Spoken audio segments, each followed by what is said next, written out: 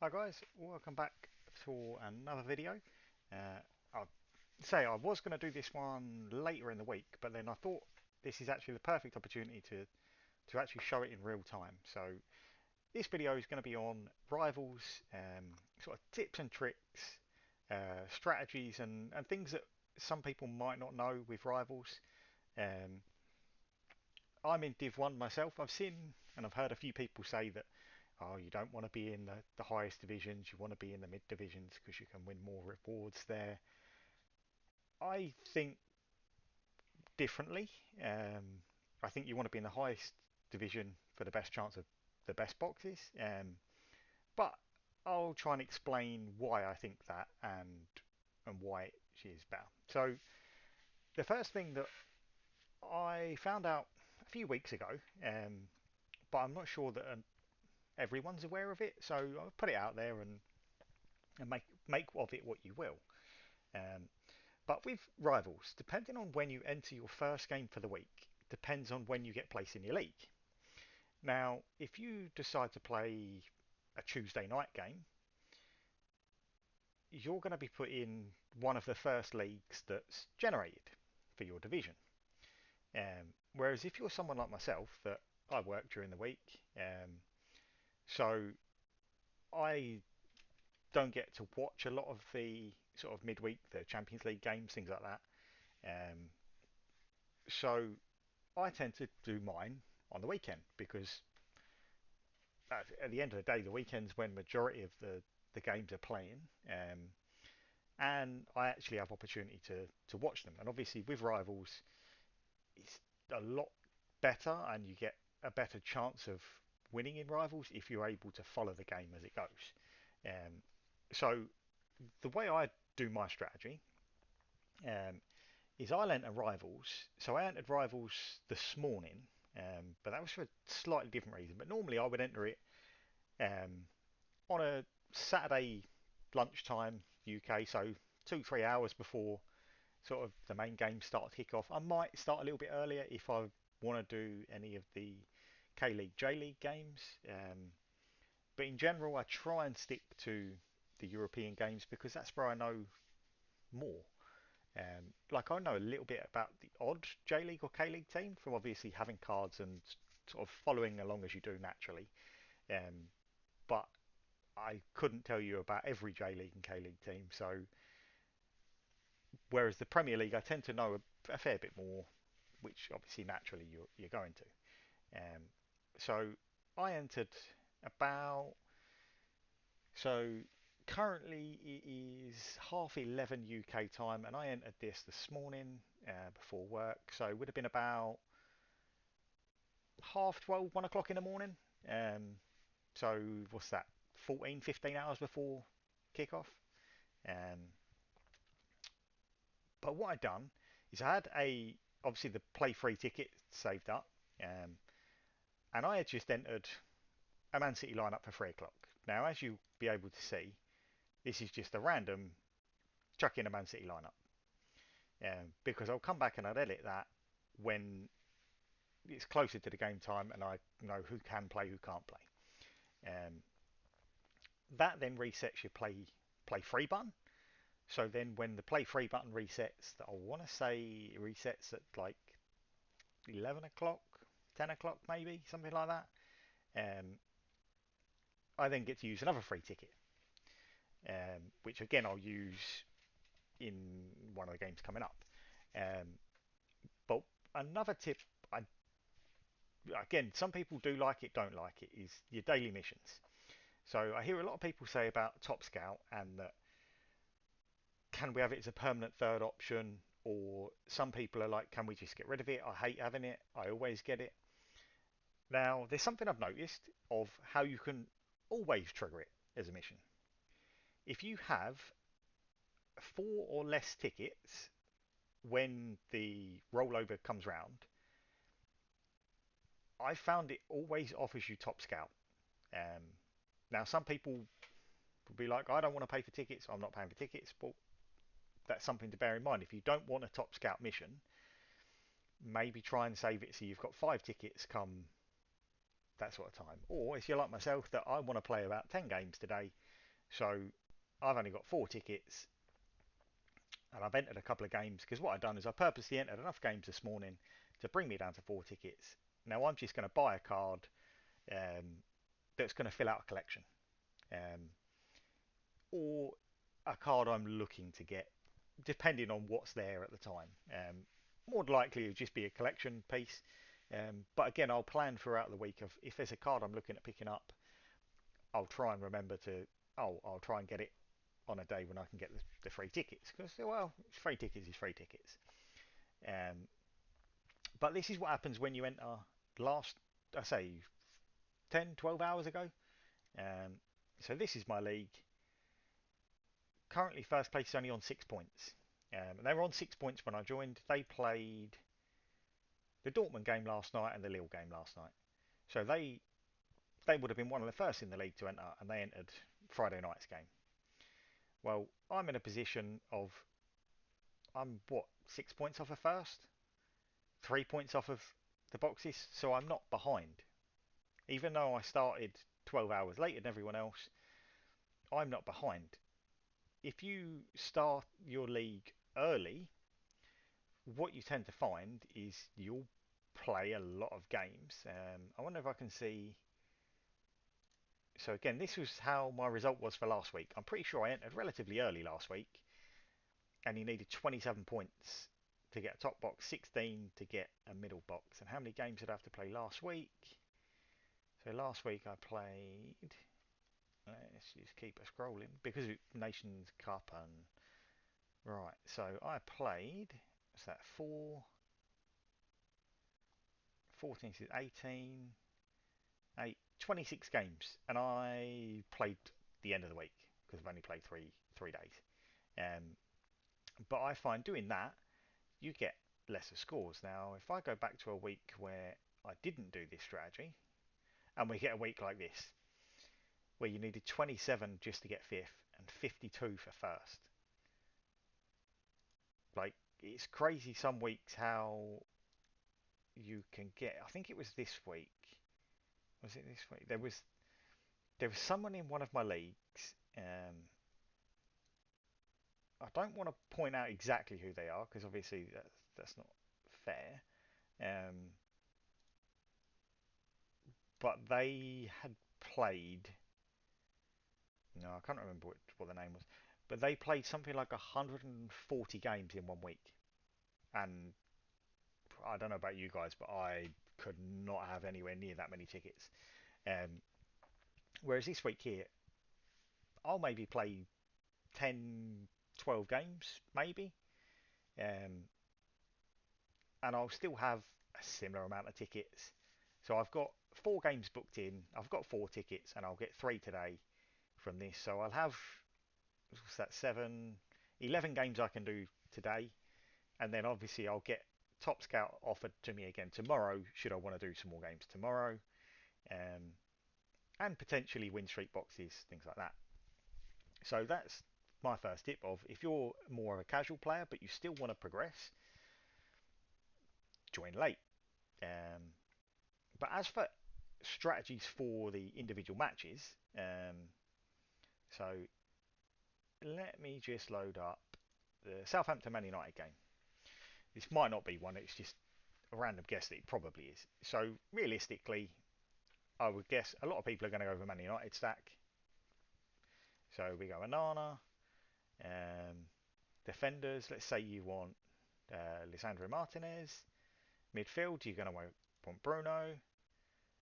Up front, this probably isn't actually going to be one that occurs too well, but let's say you want. No, it's just not actually going to do what I want it to do. So let me see whether I can get a different game. Real Madrid, surely Real Madrid's going to fall into that category. Yeah, it will. So Real Madrid, let's say you want Courtois, um, what Militao. He's not going to play this week, I don't believe, but he might be on the bench. But let's say you wanted Jude, and you wanted Vinny, and you wanted Mbappe. Well, you can't because you're over budget. However, should you decide you want Mbappe, Vinny, Jude, and Courtois, and you're like, well, my defender's the person that's least likely to get me a good result. What you can do is purposely enter a four-man lineup. So let's just say you decide Vallejo is your extra. So it's perfect on points as well. So say you wanted to line up that lineup. Um, Obviously, captain who you think is going to be your one. So let's say we captain Jude.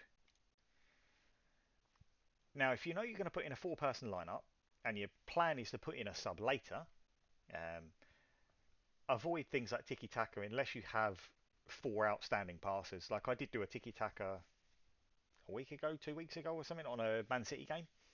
Um, but that's because I had like Ruben Diaz, De Bruyne, goalkeeper. Like naturally, like it's Man City. They're probably 80% possession and just play tiki taka permanently. So naturally, you're going to get a high amount with those. Um, but something like in this case, Joe Gaboneta. You've got Vinny Jr. You've got Mbappe. They're the types of players who are going to run past people. So Joga would be a shout, and shots is another good one, especially if you're playing attacking players. Um, if you decide that you don't like the striker that's in the team in the game you're looking at, and you want to play double defender, maybe it's park the bus. Um, so again, obviously, naturally look for these, but if you know you're only going to play four players, like something like a Joga Bonita seems pretty reasonable. Um, I'm not going to click play now because I don't want to get registered for the moment. But yeah, so that would be the plan. And then what you do is, if you're watching a game or you're following the game along, the first sub that comes on that makes sense to you, like naturally you could just say, right, the very first sub, I sub in my player for the very first sub. However, if the first sub in the game is a Real Sociedad defender, you probably want to avoid it. But if it was, say, um, Rodrigo, say Rodrigo's not started this week because of international duty, but you know realistically he's going to come on at some point. Well, wait for Rodrigo to come on, sub him in.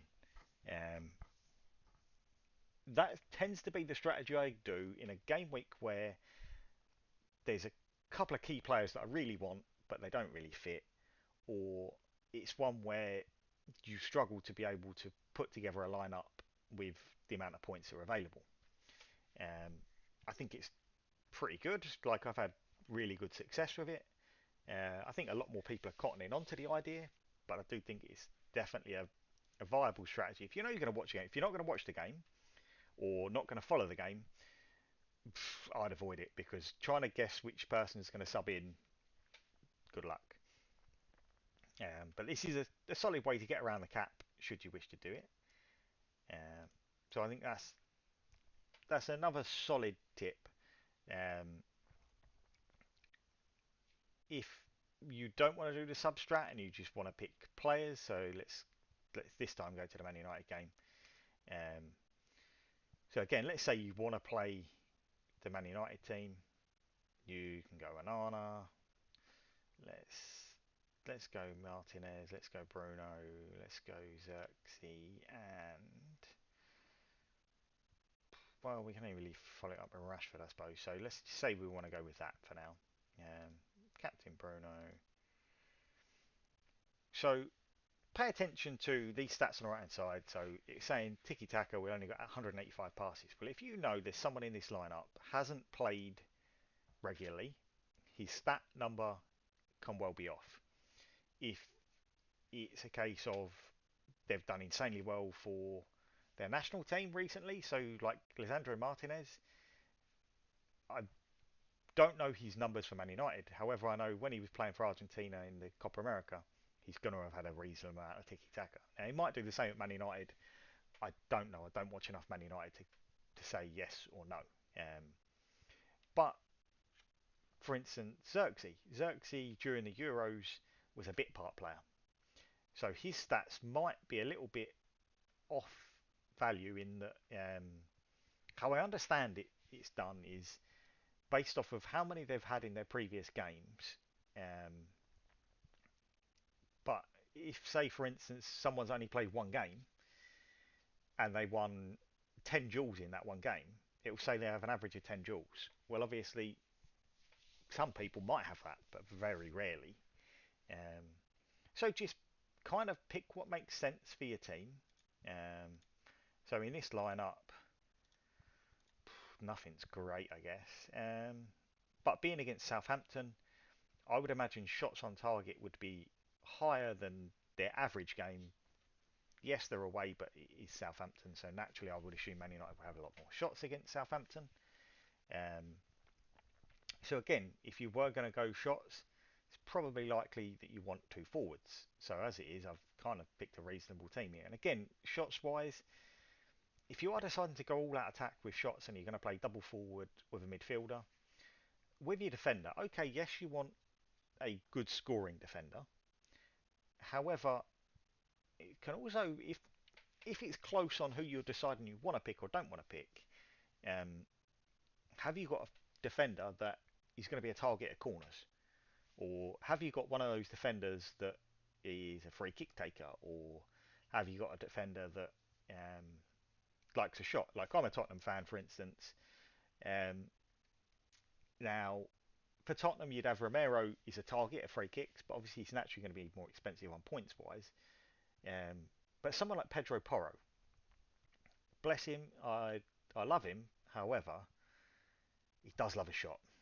Like he will gladly take a shot from outside the box at any opportunity he gets, and they're not often on target. But the premise being, would you, if you're looking at having shots on target as your points gainer, would you rather have a player that never attempts to shoot or someone who shoots even if they can't hit a barn door with a banjo? But nevertheless, so that I would say is kind of tip number two, or three, or wherever we're at this point. But yeah, I would say that's a strong thing to do. Um, and if you haven't entered it already, I'm sure most of you probably would have done. But again, the squads thing is a good idea where you join up with a squad and then just join a division, or your team joins a division. Our team's currently in like Division 8. It's pretty low scoring week overall, but again, there's not been that many games early week, so we're we're all still in it. A lot of my team haven't even started playing yet.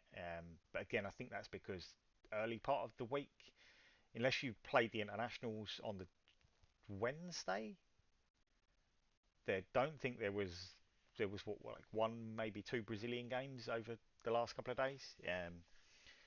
So I imagine a lot of our guys will join in today. But in case you haven't seen it, what the rewards look like. So if you get uh, so this is Division 8's prize pool, and it's going to be fourth and fifth will get this light box, which looks the same as the other light boxes, but they're not the same. It's what's in them what makes a difference. So you've got a 65% chance that you're going to get tickets back, which is kind of useful for constantly churning through the tickets. But that means you've got a 35% chance of essence or a card. Well, it's 25% chance of some essence, so it's a 10% chance to get a card in we're in Division 8, and this is like the worst box for fifth place in your squad if your squad gets promotion. Um, and then the standard box is slightly better. I think a little bit less chance of getting a ticket, a little bit less chance of getting essence, and more chance of a card, and better essence. So this blue standard box is the start of like a really good box. But obviously it goes all the way up. When someone eventually reaches Division 1, these boxes in Division 1 look mighty nice. I mean, a 15% chance to get essence, 2% to get a mystery jersey, and then the rest is a card. Like, there's got to be, what, 43% to get a tier 3 or above. That's not bad. There's kind of numbers I like. And the premium boxes, again, they're really good. It's what, 35% chance at a ticket, 20 essence, so leaves 45% chance to get a card. That's not bad. Again, that you're doing all this for free whilst doing standard rewards. If you can't find a team, jump on the Sorare Discord. There'll be loads of people that are in the same kind of boat as you that want a team, haven't got a team, or recruiting for teams because people have dropped out. Um, it's naturally going to happen. Like I imagine the same with our league. you're going to get some people that started at the very start and are like, yes, 100% I want to be in.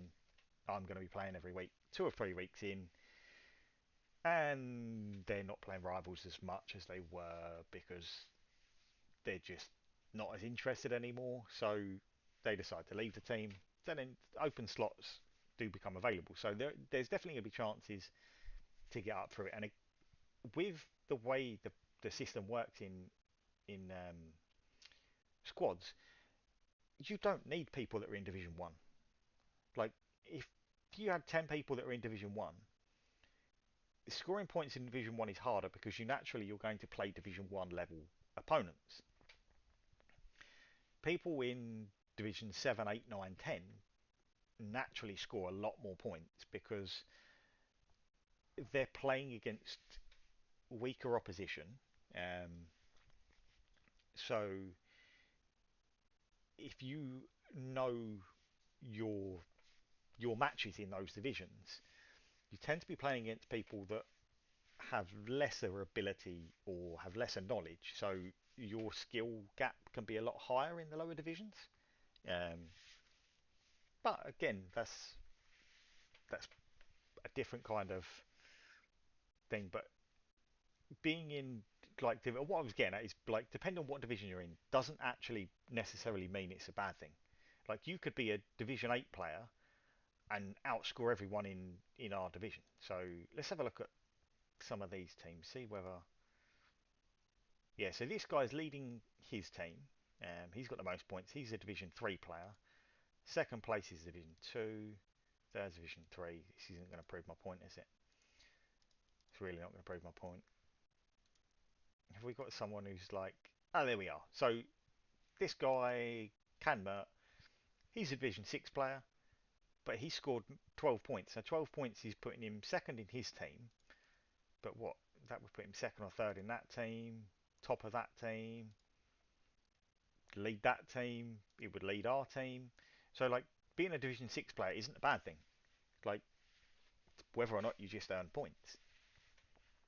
Um, but yeah, so I think that will probably wrap it up for this video. But what I will do on a video later in the week, probably rewards opening day, um, I will come back and I'll show you how I got on in Rivals to show you how the point system ended up, to kind of not necessarily prove how it works, but to give a better insight of what I've talked about in this video and how it works, and how it's worked out. Now, I might turn out that I get a really bad score and I look like an absolute fool, but it's a system that's worked for me well so far, so I think it will work well for others. But if this video has helped you, you've enjoyed it, you've not enjoyed it, feel free to leave a comment below. Let me know your strategies, what you think is good for Rivals and what you think isn't good for Rivals. Like the video, subscribe if you could, that would be lovely, but if you don't want to, that's fine. And I'll catch you on the next one.